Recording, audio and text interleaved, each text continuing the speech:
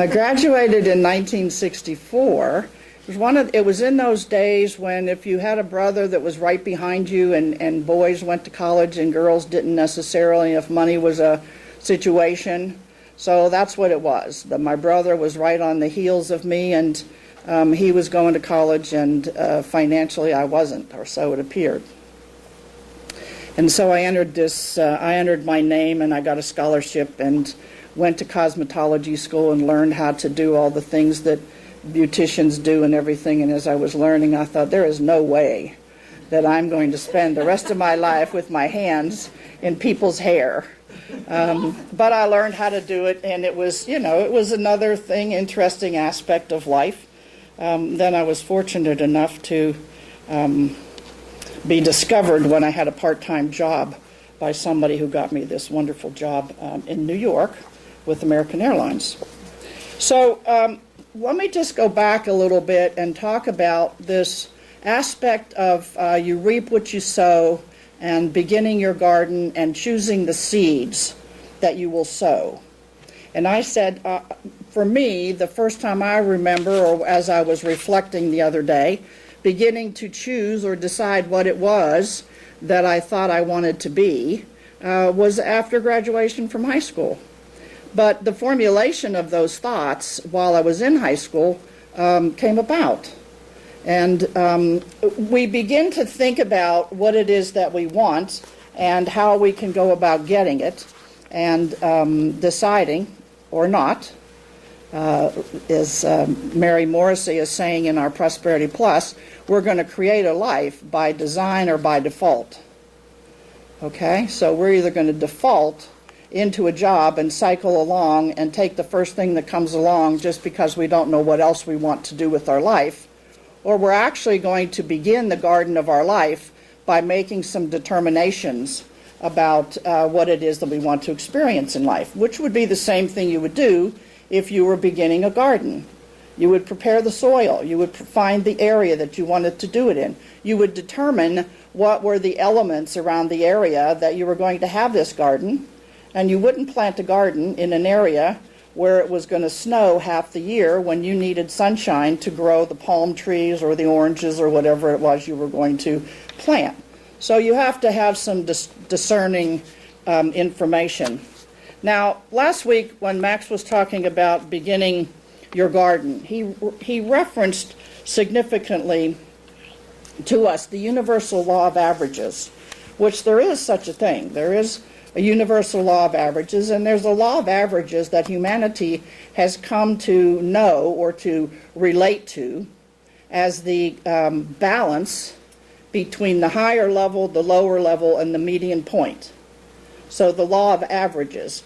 So I got to thinking where that law of averages was actually first talked about in our Science of Mind teaching, and it was actually in the Troward information, the Edinburgh and Doré lectures, where Thomas Troward talks about the universal law of averages. Before humanity, as we know it, with the intelligence that we have, came to be, the sources of evolution at that time, the intelligence of those creatures or whatever, the mammals or insects or whatever was here, did not seem to have the same intelligence as what we appeared to have.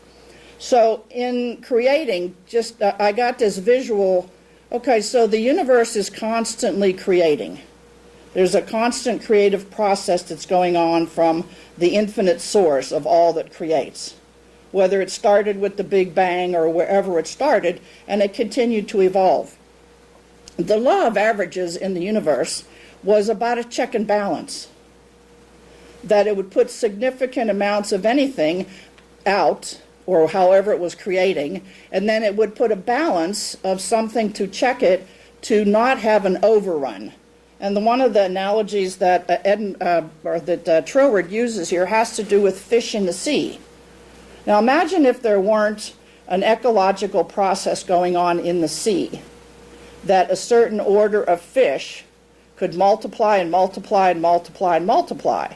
And if there wasn't something to balance it, you see, sort of the nutritional aspect of some other aspect of life, then the seas would be overrun with the fish. So I really get it that in the creative process, there's an infinite intelligence that knows about itself, and when it creates what it creates in the universe, it provides for a balance. But it continues to procreate, if you will. So I'll just read you here what he says about when the infinite intelligence of humanity comes into play. He says, in short, we may say that the cosmic intelligence works by a law of averages, which allows a wide margin of accident and failure to the individual. But the progress toward higher intelligence is always in the direction of narrowing down this margin of accident and taking the individual more and more out of the law of averages. Now we can see why we would be taken out of the law of averages given the intelligence that we have to be able to think and to do things differently than other parts of nature. So taking the individual more and more out of the law of averages and substituting the law of individual selection. In ordinary scientific language, this is the survival of the fittest. I think it's the same way in the animal world. You look, it's the survival of the fittest. The chapter that this is actually a part of is the higher mode of intelligence controls the lower. And so the reproduction of fish is on a scale that would choke the sea with them if every individual survived. But the margin of destruction is correspondingly enormous. And thus the law of averages simply keeps up the normal proportion of the race. Okay, so, but at the other end of the scale, reproduction is by no means thus enormously in excess of survival. And then he goes on to say here, it may therefore be taken as an established fact that in proportion as intelligence advances, and that's us, okay, the individual ceases to be subject to a mere law of averages and has a continually increasing power of controlling the conditions of his own survival, referred to as individual volition. So, you graduate high school, and you have no idea what you're going to do with your life. You have not, up to that point, made any decisions. There are people that are in that scenario. They may have continued to evolve their life in that same manner, living by default. A job comes up, they take it. They give no thought process or deliberation or intention or choice, if you will. They're living by the choice of default in the universe. Okay? However, on the other hand, if the intelligence that we have will allow us to create beyond our wildest imagination, then many of us at the point when we were graduating college or graduating high school or up to that point were beginning to decide what we were going to do with our lives.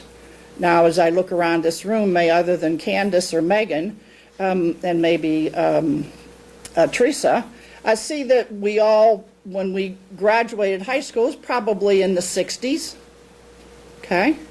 And in the 60s, there was still pretty much of a dominance of male presence in the work field, so women were limited to maybe what their choices were, okay? So you could have made choices. You could have planted the seeds in the garden of your life to make a choice to do something that was out of the ordinary. Maybe you chose to be a lawyer. Maybe you chose to be a professional in the banking business. And when you look at the averages of the number of women that there are in some of those fields, even up until today, there are not an enormous amount. But the fact that there aren't an enormous amount does not stop the possibility that we can choose to be in that life, in that job, in that career, if we want to. So what stops us is the limitation within us based on whatever examples we had growing up about what was appropriate and what wasn't. And until we were willing to break that cycle and have something different happen, and to have ourselves step out as the majority in this room today, except for Max, being women, we would find that we could be trailblazers, moving into some field that did not have a lot of women in it, and that.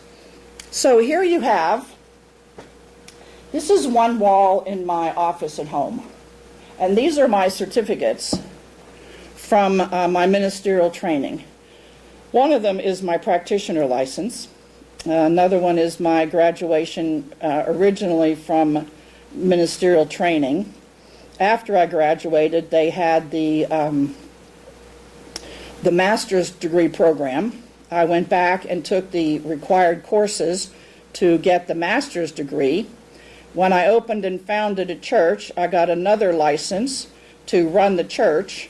And then when I was ordained, after 2 or 3 years of being in ministry, I got another certificate for that. So I have these certificates hanging on my wall in my office at home, and I get to look at them, and they are the reminder to me of sort of an accomplishment. But I got to tell you, when I got my prac license, I was proud of what I got, and I was in the mode of service to help people in prayer, through prayer and whatever. When I went to ministerial school, I thought of the fact that I had not gone to college, that I had not received a degree, that I had nothing tangible to show for the education or the background that I had up until that point. When I went to ministerial school, of course, I went there to become a minister, but I got a license out of it. And you know, after that 3.5, 4 years worth of time of training and developing myself as a minister, when I received that license, it didn't mean as much to me then as I thought it would mean to me when I felt like I had missed something or I didn't have something. I found out that it was not about the piece of paper that I didn't have. What I found out was it was about the opportunity to seek more education, to seek more awareness of what I was being called to do. And this calling to go into ministry happened way after I had a 28-year career in corporate America. And if you'd have told me when I started the job with American Airlines that I would end up becoming a minister 28 years later, I would have told you were crazy. So I also got to thinking, how many of us over the course of time, from the time we graduated high school or college, have had more than one job? Everybody in this room probably. So what that says to me is that this thing of turning and things becoming new and different, and reaping and sowing in your garden of life, planting new seeds to have new experiences, to learn new and different things. It's a constant changing and a constant opportunity to make a choice to do something different.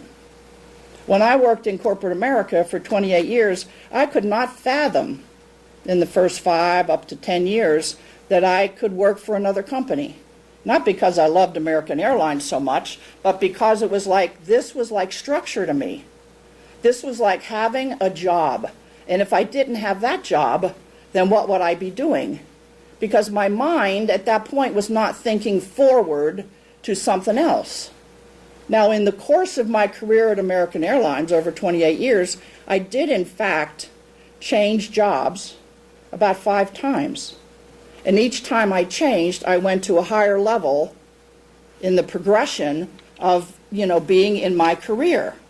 But still in my mind, it was one job because I was working with American Airlines. So I got all of that background, learned all about budgeting, learned all about people, learned all about marketing, learned all about so many things in those 5 jobs. And then all of a sudden, one day, I had already started to do practitioner training. I was involved in the Church of Religious Science, and practitioner training was important to me. But one day in the shower after I had become a practitioner, there was a voice that I heard, and I was still working for American. You're now supposed to be a minister. And so I took my shower and got out of the shower and ignored what it was saying and went on with my business. And it continued. And I thought, what is this about? And it literally scared me, because I resonated with what it was saying, but I didn't know how to get there. I didn't know what I was supposed to do. No one had trained me that after you do this, then you're going to do this, and you're going to do this, and you're going to do this. Little did I know at that point, yes, I learned in learning the science of mind that we're always a choice. But to me, that was like, well, I can't make a choice to do something else. I have these wonderful benefits, this wonderful pay, this wonderful, time that I've been there and committed and loyal. How can I change now? But it kept coming to me. It kept coming. There was something else that I was supposed to do. So little by little, I started asking questions. I started determining what it was. And I found out, and next thing you know, I'm in ministerial school. I retired from the airline. They came out with a retirement package. I prayed for guidance. They came out with an early retirement package, which gave me unlimited travel benefits for the rest of my life. Gave me about 70% of my pension at the age of 50. Gave me medical benefits until I was 62 at no cost. I would say that was a pretty doggone good package. But there I was, last day, signing on the dotted line.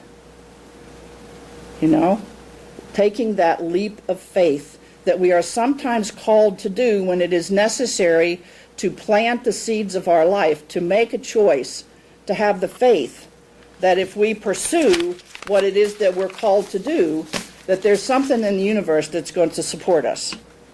So, didn't need that black space, Max, even though I created it. So I have something for all of you that we're going to hand out after service, but I'm going to kind of convey it to you through a part of this slide and read you something. I was in ministerial school, and while we were going for getting ready to license as ministers, we were out at Rancho Capistrano out in California, and we were doing the hero's journey for 4 days before we actually went down to Los Angeles and took our final tests. And the minister that was doing our training with us off of the hero's journey put us through this ritual, and then gave us this, I called it for you all, 5 seeds to sow in your garden of life. But she called it 5 stones for the journey of ministry. And so we each got 5 stones, and I have 5 stones, one each representing the 5 words that you see up there on the top. So I'm going to read to you what this says, and consider it as the potential of a seed that you can place into your garden if you so choose. And when you place this seed in your garden, what you're actually doing is you are now preparing yourself to step into that space of what it is that you want to experience. And by planting these seeds, they are your foundation for the beginning of whatever journey that you want to take beyond what it is that you're currently doing. So courage. Having courage is moving ahead in the face of trepidation or opposition, to do what needs to be done, to say what needs to be said, to live what needs to be lived. It is going ahead even when you feel like giving up and quitting. Sounds like courage would be a good seed to have in your garden to grow a very strong plant. Confidence. Being confident is maintaining a sense of assurance and trust, acting with strength and willingness in the face of new experiences, and listening to the almost silent urges of your heart and mind, moving forward without any guarantee except that God is within you. Patience. Patience is a commitment to the future. It is seeing the end in the beginning, being willing to wait for the timing required for success, persisting in the hard times and accepting with humor and grace the things you cannot change. Integrity. Having integrity is being who you are, never imitating another, always being open to learning from the experience of others, from the times in which you live, from the community around you. It is at all times remembering the one-of-a-kind divine creation that you are. Flexibility. Being flexible is staying open to the need for change, keeping your thinking flexible and free from fear and tension, recognizing opportunity when it comes to you. Flexibility creates the space for strangers to feel welcome and at home in your presence. So I offer you this as something that you can take away with yourself today and to think about as you actually journey into the continuation of your life, continuing to experience change, continuing to decide if, even though you are where you are, if you want to make a change in what you're doing or who you are or how you want to experience that. It's an evolution. It's an evolution. And what does evolution mean? Evolution is an evolving, and usually it's upward. All right? Now, I did put these other words here because in the course of sowing the seeds, choosing the seeds that you grow, you must also remember to pause and to reflect. I didn't really learn that until I was in ministerial school. I was too busy running through life, accomplishing and being productive according to the standards of everything outside of me, trying to keep myself up with what the demands of the outer world was, without recognizing the potential or the limitation within me to accomplish what someone else directed me to do. That makes sense? It's like the gerbil on the wheel, continuing to run around in circles. And so what you really need when you're looking at anything in your life and creating and choosing the seeds to place into that soil to grow your garden is also clarity. And I read from a book this week on Raymond Charles Barker, and on clarity he says, the individual who has an inner tone of inspiration and follows through on it always comes out right. Inspiration is something within us, and it's something that if we pay attention to it, it will inspire us and guide us and give us clarity on the decisions that we can make in our life. Passion. How many people have chosen a career to do something, put seeds in their garden that were actually suggested to them or given to them by somebody else? Well, here, why don't you grow corn in your garden? Well, I don't like corn, but grow it anyway. You'll come to like it over time. You'll find out something really important in having corn in your garden. And we go along all those years eating the corn out of the garden and not really ever adapting ourselves to liking corn. So in finding your passion and determining that there's some passion that you have, some purpose that you have in life, and Raymond Charles Barker in that regard says your depth of spiritual potential, your depth of spiritual potential is really so. So don't let anyone else tell you that you don't have potential. You and I were born to become. He doesn't say what. We were born to become. We were born to evolve. We were born to expand ourselves and to grow. And to decide for ourselves what it is that we really wanted to be. Expand. And change is the only thing that we say is constant because it's always happening. It is really important to nurture ourselves and to have trust. And in regard to the expansion, we were born as consciousness for the purpose of expanding consciousness. See, in consciousness, when we were in high school, we know a lot more now in intelligence and in consciousness than we knew when we were in high school. And we will continue to learn even more over time as we continue to, seek into something and to look for adventure, to look for and observe our life. And we'll make choices that we will learn. We might have chosen something differently. And so then we forgive ourselves and we move on knowing that we can always change the choice that we make. If the seed that we had planted was not really the best seed, and when we grow up through that process and we're not particularly attracted to it, we can plant another seed. And we can change the career or whatever it is that we're called to be or to do. Okay?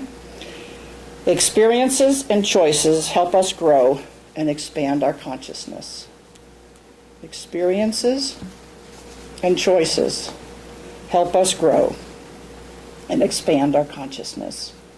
So today, as you leave here with this message and this information and deciding the seeds that you're going to put into your garden as you continue to turn your garden, whether it's through the seasons or whatever, and just know that every experience that you have is an opportunity for you to expand that garden to whatever it is that you choose. To know that with God, all things are possible. And let's take that into prayer right now. So we go into that space, into that place, into that depth of our being. We open our minds and our hearts into the consciousness and oneness with all life. And when we do, we feel that peace. And we feel that whatever it is that we would question or want to know something about, we could ask, and we shall understand by listening. With God, all things are possible. And if I continue to remind myself, and as I continue to remind myself of this, then I know that God has my back. And my faith and my trust is deepened and strengthened by knowing this. And so regardless of whether I have ever tried to be or to do something that I've thought about, I now know that with God I have the capacity to manifest it. I continue to listen and move forward one step at a time, blossoming, growing, nurturing, weeding my garden and giving it what it needs for its own growth. And I know that we are truly blessed, for we live in this universe of limitless possibilities in all areas of our life. We take that in, we claim it. We claim our good. It is the Father's good pleasure to bring us the kingdom. And as we receive it, as we take it in, we know that there is a deserving level, for we are here to continue to be the co-creators with the full life expression that lives within us. And so I call this day and every day good. We live it. We give thanks for it. We let it be. We move on. And together we say, and so it is. Okay.